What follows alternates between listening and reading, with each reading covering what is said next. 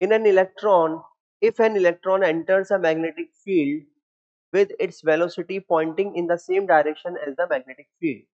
ठीक, तो मान लेते हैं कि मैग्नेटिक फील्ड इस डायरेक्शन में है, ये है बी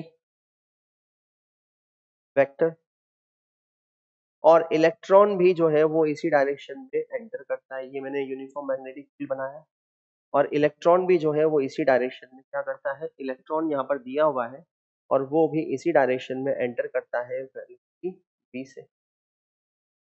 तो मैग्नेटिक फील्ड और वेलोसिटी v कैसे है, पैरेलल है। तो हम लोग जानते हैं कि यहाँ पर हमसे पूछा गया है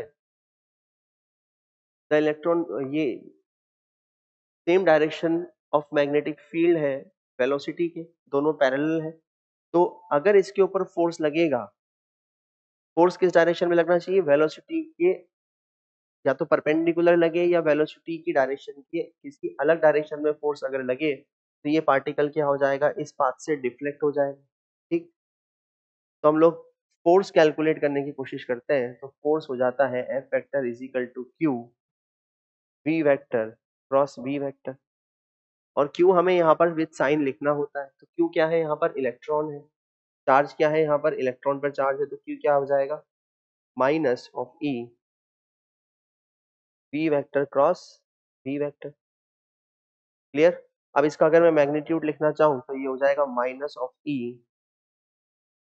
वी बी साइन जीरो, क्योंकि वेलोसिटी और मैग्नेटिक फील्ड के बीच एंगल कितना है, 0 डिग्री है। इसलिए हम लोग लिख सकते हैं कि F इज इक्वल टू 0। ठीक, और यहाँ पर अगर हम साइन ना भी लिखे तो भी चलेगा, कि फोर्स का मैग्नीट्यूड हम यहाँ पर लिख रहे हैं तो ये तो हमने वेक्टर फॉर्म में लिखा, और जब वेक्टर फॉर्म में हम लोग नहीं लिखते, यहाँ पर मैं लिख सकता हूँ कि F is equal to E V B sine 0। तो फोर्स कितना हो जाएगा, 0।